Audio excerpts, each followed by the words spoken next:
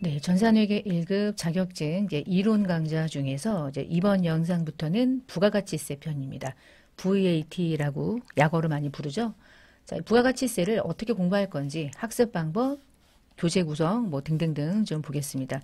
부가가치세는 교재 115페이지부터 있고요. 일단은 맨 첫 번째 페이지를 잠깐 가볼게요. 25년도 전산회계 1급 교재 중에 이제 이론편 강의 중에서 부가가치세 편 목차가 재무회계 다음으로 있는데요. 부가세는 여러분이 공부하실 때 이제 자격증을 취득하는 것이 목적이기 때문에 부가가치세를 처음부터 듣지 마시고 재무회계를 공부하고 나서 그리고 부가세를 이렇게 순서대로 공부하는 게 좋습니다. 부가세는요. 재무회계에 대한 이론이 없으면 부가세와 관련된 파트에서 조금 중간에 100% 이해하기가 상당히 어려워요. 그리고 이제 모든 공부가 회계와 세무를 묶어서 세무회계라고 부르는데 세무는요. 회계에 대한 이해가 없으면 세무 공부를 하기가 좀 어렵습니다. 회계를 알아야 세무를 이해하는데 조금 더 빨라요. 속도가 빨라요. 그리고 반대로 세무를 알고 있는데 회계를 나중에 공부한다. 뭐 그게 가능할 수는 있지만 세무를 먼저 공부하고 회계를 공부하는 게 좋은 방식은 아니에요. 그래서 재무회계 공부하시고 부가세를 공부하는 게 순차적으로 맞고요. 그 다음 두 번째가 이제 부가가치세가 매년 아주 미묘하게 세법이 개정되는 부분이 이제 없지 않아 있어요. 세법 개정이 이제 매년 있는데 2024년에서 이제 2025년도로 바뀌면서 2025년부터 적용되는 부가가치세 세법 개정이 아주 많지는 않아요. 그래서 전체 25년도 교재를 준비하면서 24년도 교재 안에 있었던 내용 중에 25년도로 가면서 세법이 개정되는 부분이 뭐 중간중간에 이제 있기는 해요. 근데 그렇게 많지 않아서 아마도 24년도에 공부했던 내용이 거의 유사하거나 뭐 동일한 부분들이 꽤 많을 거고 당연히 25년도 교재 중심으로 부가세를 공부하시는 거기 때문에 25년도 세법 개정된 부분이 중간중간에 있는 것들에는 다 반영이 되어 있으니까 그렇게 이제 학습 내용은 여러분이 인지하시고 공부를 하시면 되겠고요.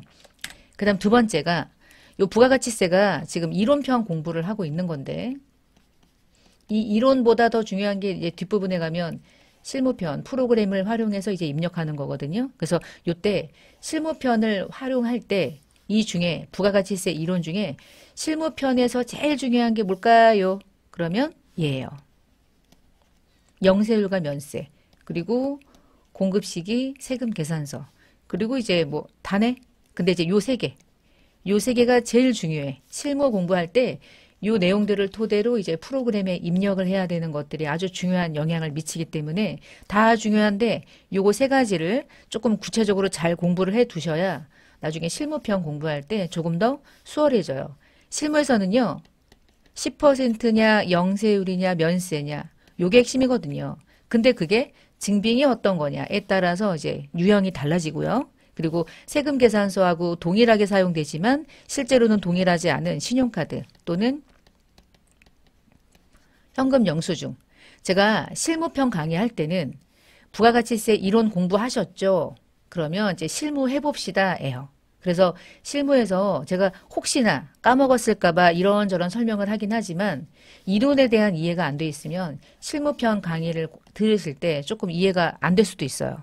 그래서 반드시 부가가치세에서 제가 이런저런 특히나 이제 현금 영수증, 신용카드, 10% 영세, 면세 이런 것들에 대한 설명들이 이 안에 많이 있는데 이 모든 내용들이 어느 정도 학습이 되어 있어야 실무편 강의의 부가가치세 파트에서 조금 더 수월하게 학습을 하실 수가 있어요. 그래서 학습 방법은 실무편 부가가치세는 이론이 탄탄해야 실무와 관련된 매입매출전표, 특히 부가세와 관련된 신고서 그 부분에서 여러분이 100% 이해할 수 있으니까 이 부분 학습 충분히 하시고요. 자, 그러면 이제 다음 시간부터 부가가치세 이론편 중에서 부가가치세 개념에 대해서 하나하나 살펴볼 건데 마지막 또 하나. 지금 공부하는 이 강의의 자격증은 전산회계 1급입니다. 근데 전산회계 1급이 끝나고 나면 전산세무 2급으로 들어가요. 자, 여기에는 모든 내용은 전산세무 2급에 동일하게 적용돼요. 똑같아. 똑같은데 회계 1급에서 공부했던 부가가치세에다가 전산 세무 2급의 부가세는 더 많은 내용이 추가 학습이 필요하다는 거예요. 그래서 제가 전산세무 2급 부가가치세편 강의할 때는 전산회계 1급에서 공부했던 내용들은 전산회계 1급 강의 영상에서 학습을 하시고 전산세무 2급에서 추가적으로 공부할 내용들을 이제 추가로 강의로 같이 제공하고 있어요. 그래서 전산회계 1급은 전산세무 2급을 공부할 때 이미 공부가 되어 있다는 전제하에 추가적인 학습만 하기 때문에 그래서 더더욱 중요합니다. 그리고 더 전산세무 2급을 공부할 때 전산회계 1급에서 공부하지 못한 부분들이 혹시 누락된 게 있다면 제가 이제 각각의 강의들을 링크를 걸어 드리니까 그 강의를 통해서 세무 2급 공부할 때 이 강의를 들으세요. 연결을 지어 드리거든요. 그런 의미에서 부가가치세는 세무 2급을 가기 위해서 반드시 조금 더 구체적이고 명확하게 공부를 해둘 필요가 있다. 그리고 이제 마지막으로 세무는 암기를 하는 거기는 해. 외우기는 해야 돼. 근데 암기만 할 거면 제가 강의를 이렇게 많이 찍지는 않아요. 그냥 이거 중요하니까 밑줄 외우세요. 그럼 여러분이 외워야 돼. 암기는 여러분의 몫이니까. 근데 제가 이렇게 강의를 하면 도움이 안 될 거라는 걸 알기 때문에 암기하려면 어떻게 해야 될까? 부가가치세를 어느 정도는 좀 이해를 해야죠. 세금에 대한 걸 이해하면 조금 더 외우기가 수월해지거든요. 그래서 강의가 많을 거예요. 한 40강 정도가 될 겁니다. 40강 정도. 그러면 이 모든 강의들을 충분하게 조금 시간이 걸리더라도 순차적으로 하나하나 잘 내 삶의 일부인 거잖아요. 부가세가. 오늘도 여러분이 부가세를 부담했을 거란 말이야. 편의점 가서 무언가를 소비하는 순간. 근데 그게 면세 품목이었다면 부가가치세를 부담하진 않았겠죠. 그러나 가격은 비싸죠. 면세라는 이유로. 왜냐하면 중간에 매입세액을 소비자에게 전가하니까. 자, 이런 내용들. 그래서 이런 내용들을 여러분의 실생활에 접목시키면서 부가세를 공부해야 암기가 잘 돼요. 그래서 처음부터 나는 암기해야지. 그러면 절대 안 돼. 금방금방 날아가. 세무는 휘발유처럼 휘발성이 아주 강한 파트이기 때문에 재무랑 달라요. 재무는 분계하다 보면 분계가 되거든요. 그럼 적용하면 돼요. 어렵지 않아. 분계가 처음이 어렵지.